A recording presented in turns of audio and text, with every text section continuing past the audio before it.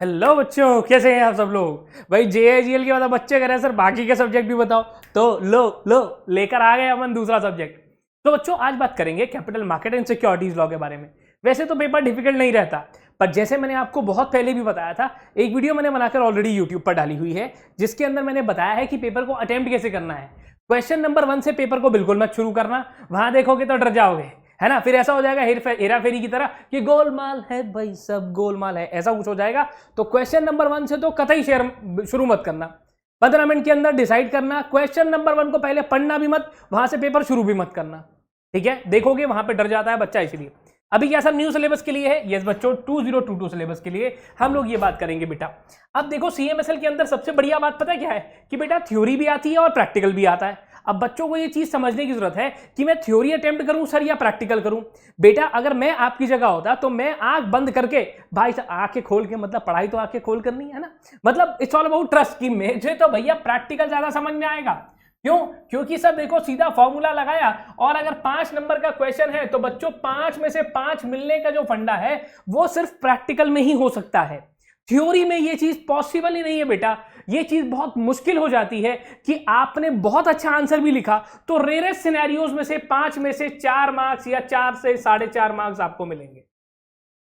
ऐसा हम लोगों ने बहुत बहुत बहुत बार देखा है। मैं क्या, हर एक थ्योरी के टीचर जो भी थ्योरी पढ़ाते हैं आपको, वो इस बात को एक्नॉलेज भी करेंगे कि भाई थ्योरी में 5 में 5 आना मुश्किल हो जाता है, पर अगर आपने प्रैक्टिकल के अंदर जैसे अकाउंट में बैलेंस शीट मैच कर दी तो अब कुछ कटने का चांस है क्या? इल्ला सर, कुछ नहीं कटेगा। चलो आगे चलते हैं, अब बात को समझते हैं। अब मैं फिर से कह रहा हूं कि बेटा मैं तो इंपॉर्टेंट टॉपिक्स बता रहा हूं, पर बच्चों आपको पढ़ाई सारी करनी है, सारी चीजों को कवर करते हुए आगे बढ़ना है, ठीक है। सिर्फ इन टॉपिक्स के भरोसे नहीं रहना है, आपको सारे टॉपिक्स की पढ़ाई करनी है, हर एक टॉपिक पे पढ़ना है, हर एक टॉपिक को समझना है और उसके बाद आगे चलना है। अब बात करते हैं सबसे पहले बेसिक्स ऑफ कैपिटल मार्केट से, जहां से एक क्वेश्चन की उम्मीद तो हमेशा रहती है। बेसिक है, पहला चैप्टर है, तो हर एक बच्चे को बहुत सारी चीजें इसके अंदर से ऑलरेडी आती हैं बेटा, बट कुछ बातें ऐसी हैं जिनका खास तौर पे ध्यान रखने की जरूरत है। Money market, capital market, barometer of economy, primary market, secondary market, रट लिया तुम लोगों ने, रट लिया। इसके बाद क्या जरूरत है? QIB, foreign portfolio investor, alternate investment fund, private equity anchor investor, उसके बाद real estate investment fund, FCCB और FCEB के बीच का डिफरेंस। इन बातों का भी खास तौर पे ध्यान रखेंगे बच्चों, ठीक है। इसके बाद आता हूं बेटा सेकेंडरी मार्केट पे, chapter number 2 secondary market derivative, yes. उसके बाद अगला फंडा, देखो हमने ये जरूर देखा है कि म्यूचुअल फंड्स में कहीं ना कहीं CIS में, म्यूचुअल फंड्स में, बायबैक में वो उठा के प्रैक्टिकल दे देता है, पर यहां क्या बन सकता है? प्रैक्टिकल यहां भी बन सकता है। कैसे बेटा? FNO पे, ICSI के मॉड्यूल में भी ये बात गिवन है। ओके अच्छा, इसके साथ साथ इनोवेटर्स ग्रोथ प्लेटफॉर्म क्या होता है, SME प्लेटफॉर्म क्या होता है, सोशल स्टॉक एक्सचेंज क्या है, और अगर स्टॉक मार्केट के ऊपर बहुत सारे ऐसे फैक्टर्स हैं। अब आप सोचोगे सर इतने सारे पॉइंट है ना, कि स्टॉक मार्केट पे किसका इंपैक्ट पड़ता है किसका नहीं। वो सिर्फ इतना बोल देगा कि भाई ठीक है बजट आया है, बजट का क्या स्टॉक मार्केट पे इंपैक्ट पड़ेगा, और ऐसे कौन कौन से फैक्टर्स हैं जिनका इंपैक्ट पड़ने वाला है, इस बात का भी बच्चों हम ध्यान रखेंगे बेटा। मार्केट सर्वेलेंस प्री और पोस्ट दोनों। इसके साथ ही साथ थोड़ा और आगे आपको लेकर चलता हूं, जिसके अंदर हमारे पास है SCRA, securities contract regulation act. कह रहे सर इसके अंदर क्या करेंगे? मैंने कहा देखो बेटा, SCRA के अंदर बड़ा सिंपल सा फंडा है कि आपको सिक्योरिटीज की डेफिनेशन सब बच्चों को आती है, रट ली होगी, बट यहां पर ना यार मैं बाइफरकेट नहीं करूंगा। मैं तो कहूंगा ये चैप्टर अगर आपने अच्छे से करा, अगर आपको सेबी की, सेंट्रल गवर्नमेंट की पावर्स पता चल गई, तो बेटा वो बहुत सारी पावर्स आगे चल के कॉमन है काम आ जाएंगी। जैसे कि वो टॉपिक है जिसके अंदर लायबिलिटी ऑफ कॉर्पोरेशन के अंदर, कि भाई अगर किसी कंपनी ने डिफॉल्ट कर दिया तो गलती किसकी है, ठीक है। Compounding of offences, deem to be guilty, हम छोड़ देंगे अगर आपने कहा कि मैंने अच्छे से ड्यू डिलिजेंस कर लिया है, हम छोड़ देंगे अगर आप कहोगे विदाउट योर कंसेंट, बिना आपकी कंसेंट के ये ऑफेंस हुआ है। अब इसके साथ सिक्योरिटीज के, अब बात आती है राइट टू अपील की, जब सैट पे अपील करने की बारी आएगी, लिस्टिंग की और मिनिमम शेयर होल्डिंग की। मिनिमम शेयर होल्डिंग वाला फंडा तो दिसंबर में भी पहुंचा गया था, मतलब दिसंबर में भी पहुंचा गया था। अब इसके बाद आता है बेटा सेबी के अंदर अगर मान लेते हैं कि आपने कोई कंप्लायंस नहीं किया तो इन्वेस्टिगेशन करने का तरीका क्या है। पावर्स तो आपने पढ़ ली, पावर आपने पढ़ ली, अब सेबी के पास क्या तरीका है, इन्वेस्टिगेशन कैसे होगी। उसके बाद जब आपके ऊपर पेनल्टी लगेगी तब की बात क्या है। यहां जो चीज मुझे बढ़िया लगती है that is SAT, securities appellate tribunal, SEBI SCORES और सेबी इनफॉर्मल गाइडेंस स्कीम। ये दोनों ही हमने देख लिए थे पिछली बारी हैं। यस, सैट भी हमने देखा, हमने इनफॉर्मल गाइडेंस स्कीम को भी देखा। तो अभी क्या सर रिपीट हो सकता है? सेटलमेंट प्रोसीडिंग, स्पेशल कोर्ट और स्कोर्स, इनका खास तौर पे ध्यान रखना और इन्वेस्टिगेशन का ध्यान रखना, क्योंकि टॉपिक इजी है, ज्यादा भटकाता है जब टॉपिक। क्वेश्चन नंबर 1 से मत जाना, उल्टे चलना, उल्टा चलना। अब डिपॉजिटरी के अंदर क्या रहता है सर? डीमैट, रीमैट, ये तो बच्चों ने भर भर के पढ़ लिया है, बट एक चीज छोटी सी निकल कर आती है कि बच्चों अगर कभी भी आपके पास कोई इन्वेस्टर आता है, अब मुझे अगर मान लो रिलायंस की सिम लेनी है, मैं मुकेश अंबानी के पास जाऊंगा या मैं बच्चों उनके किसी एजेंट के पास जाऊंगा? सर एजेंट के पास जाओगे, जियो स्टोर पे जाओगे, शाबाश। तो ऐसे ही बच्चों डीमैट की सर्विसेज लेने के लिए डिपॉजिटरी पार्टिसिपेंट के पास जाया जाता है, ना कि डिपॉजिटरी के पास। ऐसा आपने ऑलरेडी पढ़ा होगा। इसके साथ साथ डीमैट, रीमैट, ऑडिट और डीमैट अकाउंट ओपनिंग का प्रोसेस। डीमैट अकाउंट ओपनिंग के लिए क्या चाहिए क्या नहीं। डीमैट अकाउंट ओपनिंग ऑलरेडी दिसंबर में आ चुका है, आने की उम्मीद घट जाती है। तो अगर आया तो लड्डू क्वेश्चन कि डिपॉजिटरी में क्या क्या फायदे हैं, क्या करेंगे क्या नहीं करेंगे। कह रहे सर इसके बाद आते हैं हम लोग अगले टॉपिक पर। मैंने कहा हाँ जी, अगले टॉपिक पर आ जाते हैं। चलो अगले टॉपिक पर चलते हैं। अब ये कह रहा है कि सर देखो, आप सबसे पहले ये बताओ कि यार इंटरमीडिएरी का चैप्टर तो बहुत बड़ा है तो मेरी मैराथन से अटेंड कर लो। फटाफट से सारा करा दिया यार मैराथन में। इंटरमीडिएट में टॉपिक बहुत सारे हैं बच्चों, कुछ टॉपिक ऐसे हैं जो ऑलरेडी आपने कवर कर लिए हैं, जैसे कि डिपॉजिटरी। जैसे कि जब डिपॉजिटरी पढ़ोगे कस्टोडियन भी पढ़ लोगे। अरे हाँ, ऐसा तो हम पढ़ लेंगे। यस, तो मर्चेंट बैंकर का ध्यान रखना, RTA, stock broker, portfolio manager, custodian, investment adviser, research analyst, foreign portfolio investor. बहुत बड़े बड़े नहीं हैं, कुछ बीच में ऐसे हैं। जब आप ऑब्लिगेशंस पढ़ने जाते हो तो ऑब्लिगेशंस के अंदर बातें हैं, ठीक है, और कुछ जगहों पे तो बातें पूरी सेम है कि 5 साल तक रिकॉर्ड बना के रखना। इनिशियल वाले फेजेस का बस ध्यान रख लेना, बाद वाला तो सब सेम हो जाता है। फिर से एक क्वेश्चन, IFSCA आजकल बहुत ट्रेंड में चल रहा है यार, मेरे हिसाब से कहीं ना कहीं 6 to 7 मार्क्स, और कभी कभी बल्ले बल्ले हो जाती है ना तो चॉइस में भी इसका क्वेश्चन दे देता है कि IFSCA तो आना चाहिए बच्चे को। Listing, financial product, financial services, ये जरूरी है। एग्जाम्पशन अमेंडमेंट करी है मेरे साथ CMSL वाली, आपके साथ अमेंडमेंट नहीं करिए। क्यों नहीं करिए? चलो करी है, कहीं से भी करी हो, करी है तो ठीक है। कह रहे सर इसके बाद लेकर चलते हैं बच्चों को और आगे। मैंने कहा ठीक है। कह रहे सर ICDR रेगुलेशंस। मैंने कहा हाँ, ICDR रेगुलेशंस के अंदर भी बहुत सारी बातें हैं बच्चों। देखो आओ मैं आपको बताता हूं ICDR के अंदर क्या क्या है, ठीक है। ICDR के अंदर से सर क्या 2 क्वेश्चन? हाँ 2 question. Issue of capital disclosure requirement part number 2 पे आप आ चुके हो। IPO FPO बच्चे को भर भर के आता है। Promoter contribution lock in period बहुत अच्छे से आता है, ठीक है। कह रहे सर वारंट संभाल लेंगे सर, फास्ट ट्रैक IPO रटा हुआ है सर। यहां पे आ जाओ, ऊपर वाला आपको आता है, बहुत अच्छे से आता है, तो ये एग्जामिनर को भी पता है कि आपको आता है। हाँ, ये टॉपिक आपको बहुत अच्छे से आते हैं। That examiner also knows really very well कि आपको आते हैं।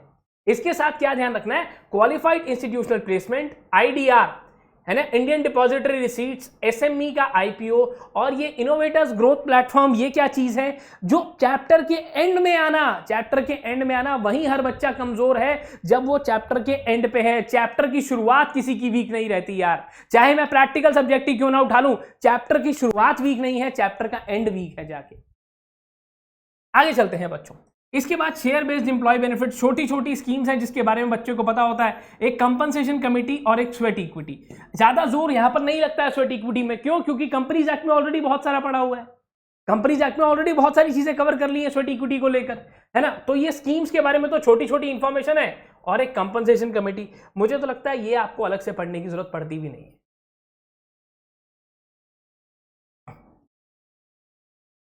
अब आते हैं नॉन कन्वर्टेबल सिक्योरिटीज, यानी कि ऐसी सिक्योरिटीज जो कन्वर्ट नहीं होंगी और जिस फॉर्म में आई है उसी फॉर्म में रिडीम हो जाएंगी बच्चों। जैसे कि आपके पास जो ग्रीन डेट सिक्योरिटीज हैं बच्चों, आपके पास एलिजिबल इशूअर और listing of commercial paper, in topics का खास तौर पे ध्यान रखना। एक क्वेश्चन की तो मैं उम्मीद इनसे भी कर लेता हूं। एक क्वेश्चन की उम्मीद सर इनसे कर लेते हो? हाँ, एक क्वेश्चन की उम्मीद तो इस चैप्टर से भी मैं कर लेता हूं। अब इसके साथ साथ बच्चों लेकर चलते हैं आपको एक और फंडे पर। लो जी देखो, ओके हमारे पास आ गया एलओडीआर। यार ये एलओडीआर मतलब इकलौता ऐसा चैप्टर है या दिकलौता ऐसा है जिसके अंदर मैं आपको नहीं कहूंगा कि बेटा आप रिस्क लो। सर रिस्क लेने के लिए मना कर रहे हो साफ साफ? हाँ, कुछ टॉपिक्स ऐसे हैं जो आने ही आने हैं, जो बच्चे स्किप करने की सोचते हैं चैप्टर, एलओडीआर उसमें नहीं है। एलओडीआर को बिल्कुल मत भूलना, आईएफएससीए का खास तौर पे ध्यान रखना। छोटा चैप्टर बड़ा धमाका, छोटा रिचार्ज पर बड़ा फायदा, वो कैसे है? एलओडीआर। अच्छा अब क्या करें? मैंने कहा जैसे रिलेटेड पार्टी ट्रांजैक्शन है, ठीक है, इंडिपेंडेंट डायरेक्टर्स है, इनकी बेसिक डेफिनेशन आपने करी हुई है। अगर आपने कंपनीज एक्ट में करी है इंडिपेंडेंट डायरेक्टर्स की डेफिनेशन, तो आधी से ज्यादा तो यहां कवर हो गई है। कुछ खास मजा नहीं आएगा, ज्यादा जोर नहीं लगेगा। जब हम कमेटी, बोर्ड ऑफ डायरेक्टर्स और रिलेटेड पार्टी ट्रांजैक्शन की बात करें तो यहां तो सब बच्चों को अच्छे से आना चाहिए। कंप्लायंसेस जो आपके मटेरियल सब्सिडरी को लेकर हैं, प्रायर इंटीमेशन मतलब बेटा कब ऐसा होगा कि आप अपनी बोर्ड मीटिंग से पहले ही आपको इन्फॉर्म करना है स्टॉक एक्सचेंज को। जो टाइम पीरियड गिवन है 1 घंटे में, 30 मिनट में, इमीडिएटली, पढ़ा ऐसा कुछ? अलग अलग थोड़ी है, एक ही तो है। हाँ ठीक है, 24 घंटे में, है ना? ऐसा है ना कि आपको बहुत बार इन्फॉर्म करना है। फिर आते हैं कंप्लायंसेस, एक बार quarterly, half yearly, yearly. LODR को मैं बिल्कुल भी नहीं कहूंगा कि इसमें से मैं इंपॉर्टेंट बता रहा हूं ना। आप कहोगे सारा ही लिख दिया आपने, मैं जानता हूं मैंने सारा लिख दिया, ठीक है, बिकॉज यहां पर नहीं बेटा, यहां पर नहीं, यहां पंगा नहीं। कह रहे सर इसके बाद थोड़ा और आगे चलते हैं। मैंने कहा ठीक है आगे आ जाओ। तो आगे भाई का बच्चा कहेगा सर सास पे आ जाओ। किसकी सास है ये? अरे SEBI acquisition substantial take over की बात कर रहा हूं। सास भी मिलेगी बेटा, पास हो जाओ, सास भी मिलेगी, बहू भी, और बहू भी मिलेगी। चलो अब यहां पे बात करते हैं पहले पीएसी क्या है, पर्सन एक्टिंग इन कंसर्ट क्या होते हैं।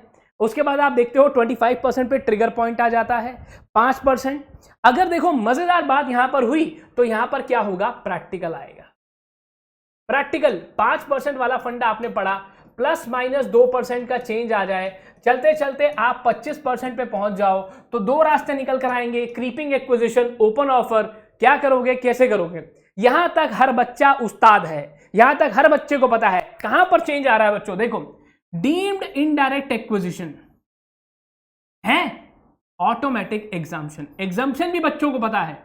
एक ये डिफरेंस बिटवीन भी आपकी बुक के अंदर है। ये 2 टॉपिक अच्छे से करना, डीम्ड इनडायरेक्ट एक्विजिशन और साथ ही साथ जब मैं आपको बता रहा हूं compulsory and voluntary open offer, इसके बीच का डिफरेंस आईसीएसआई मॉड्यूल में भी गिवन है, हमारे नोट्स में तो है ही है, मॉड्यूल में भी गिवन है, कर सकते हो अच्छे। ठीक है सर, आगे चलते हैं। अब एक बात को और समझते हैं सर। मैं कहा हाँ जी। क्या सर अगला फंडा किसका आया? मैंने कहा अगला फंडा आता है इनसाइडर ट्रेडिंग का बच्चों। Insider trading, yes, insider trading और फ्रॉडुलेंट ट्रेड प्रैक्टिसेस का चैप्टर हम लोग साथ में मिलाकर पढ़ते हैं, साथ में राजमा राइस की तरह। यस, राजमा राइस की तरह। अब यहां पे क्या करना है बच्चों? ध्यान रखना है कनेक्टेड पर्सन का, ठीक है, और डीम टू बी कनेक्टेड कौन सा है उसका भी ध्यान रखना है। किसी इंसान के पास अगर अनपब्लिश प्राइस सेंसिटिव इंफॉर्मेशन है तो भाई वो क्या ट्रेड कर सकता है, कैसे कर सकता है? Trading window, trading plan, compliance officer को सबमिट करेगा, वैसे चलना पड़ेगा, बहुत सारी और इंफॉर्मेशन है। हाँ, इसके साथ ही साथ अब मजे की बात कहां है? Code of conduct, minimum standards, code of conduct, इसका ध्यान रखना। पेनल्टी, अगली मजेदार चीज जो है चेकलिस्ट। ऊपर वाली चीजें सब बच्चों को पता है, कहां मजा आना चाहिए वो है कोड ऑफ कंडक्ट और चेकलिस्ट। यहां आना चाहिए मजा आना चाहिए सर, यस, मजा आना चाहिए। अब यहां पे fraudulent and unfair trade practices के अंदर बच्चों सबसे पहली बात करेंगे फ्रॉड की और एक्सेप्शंस टू फ्रॉड की। फ्रॉड की मतलब सर जहां पर हम बात करने वाले हैं कि फ्रॉड क्या है, कैसे है, किस तरीके से काम करता है फ्रॉड, और क्या क्या फ्रॉड है, क्या फ्रॉड नहीं है। उसके बाद रेगुलेशन 4-6। बट यहां पर अगर मैं कहूं आपको कि बेसिक्स करने के बाद बच्चों मूव कर जाना केस स्टडी पर। यहां पर केस स्टडी है, और अगर आ गई केस स्टडी की भी मजेदार बात है, अगर आपने पढ़ी हुई है सेकंड में क्लिक करते हो आप, है ना, 1 सेकंड में याद आ जाता है कि सर ये केस स्टडी कहीं पढ़ी है।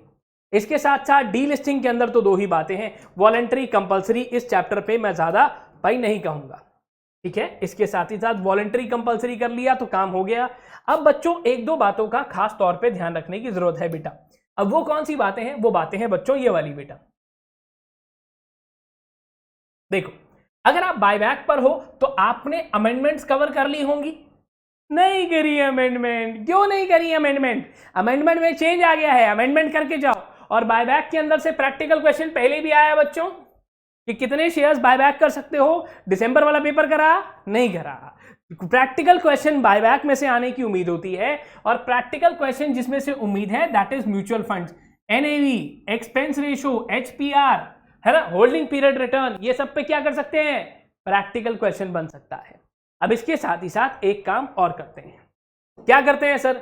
आपके पास mutual fund, asset management company और साथ ही साथ एडवर्टीजमेंट और एडवर्टीजमेंट पे क्या क्या रिस्ट्रिक्शंस हैं, ये सारी बातों का भी खास तौर पे ध्यान रखेंगे।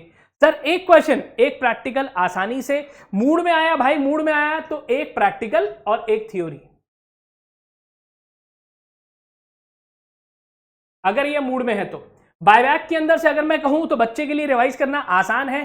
कैसे आसान है सर? आसान इसलिए है क्योंकि आपने कंपनीज एक्ट में भी पढ़ा, यहां पर आके इतना ज्यादा थोड़ी बदल गया यार कि भूल जाओगे, डब्बा गोल हो जाएगा, ऐसा नहीं होता है। इसके साथ साथ आते हैं बच्चों CIS यानी कि collective investment scheme. Eligibility, trustee और CIS को लॉन्च करना है तो कौन कौन सी बातों का ध्यान रखना है। इसके साथ साथ अगर मैं CIS की बात करता हूं तो CIS में क्या क्या इंक्लूड नहीं होगा। इसके साथ में प्यारे बच्चों, जैसा मैंने आपको बताया, तो एक काम और कर लेते हैं यार। यहां पे क्या कर लेते हैं सर? ये देखो, आपके सामने क्वेश्चन पेपर रख देता हूं बेटा। क्वेश्चन पेपर को ध्यान में रखते हुए चलना कि आपके पास प्रैक्टिकल भी आ रहा है बेटा, थ्योरी भी आ रही है। अब फिर से देखो, यहां पर क्वेश्चन नंबर 6 मिला, ठीक है। क्वेश्चन नंबर 6 आपने देखा 1 2 3 4 5 5 टॉपिक 3 नंबर ही, यानी कि 15 नंबर। 15 नंबर की चॉइस मुझे यहां मिलती है, ठीक है। दोनों ऑप्शंस को पहले अपने दिमाग में चीजों को फिक्स करना, सोचना, फिट करना, 15 मिनट के अंदर डिसाइड करना दिमाग में कि क्या आंसर करना है क्या नहीं, उसके बाद आगे बढ़ना। ऐसा हमेशा होता है कि बच्चा चॉइस के अंदर से पता लगा पाता है कि उसको क्या करना है क्या नहीं करना है। 15 नंबर का पेपर फालतू यहां, और यहां पर एक और जगह आपको चॉइस देखने को मिलती है, that is going to be your straight away question number 2 और 2A, ठीक है। अब फिर से 2 के अंदर मैं देखूं तो बेटा यहां पर फिर से 20 नंबर का पेपर फालतू, यानी कि वही फंडा जो आपके पास पहले अप्लाई हो रहा था कि बच्चों कहने के लिए मुझे 100 मार्क्स का पेपर करना है बेटा, पर इसमें से 135 मार्क्स को करना है, 135 मार्क्स का पेपर मिलेगा। तो फिर वही बात, सर क्या कोई चैप्टर अगर मजबूरी पड़े तो छोड़ के चला जाऊं? देखो, छोड़ने की तो बात मत करना यार, करियर का सवाल है तुम्हारे, ठीक है। छोड़ के मत जाना, पर ऐसा जरूर हो सकता है चॉइस के लिए भाई ऐसा रिस्क नहीं लेना ना। यहां तो बहुत ज्यादा चीजें भी नहीं है JIGL को लेकर, जैसे वहां बहुत ज्यादा चीजें हैं, यहां भी नहीं है ना। तो बस पढ़ो, सब कुछ पढ़ो, सब कुछ कवर करो। थ्योरी और प्रैक्टिकल में से प्रैक्टिकल पे जाना, पेपर को रिवर्स शुरू करना।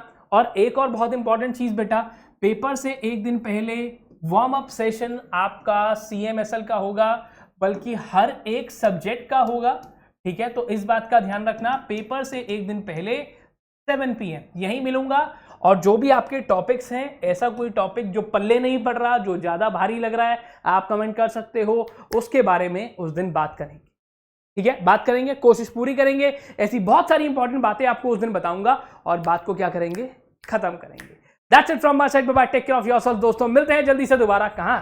यहीं CS वाला पे। अब तक के लिए बाय।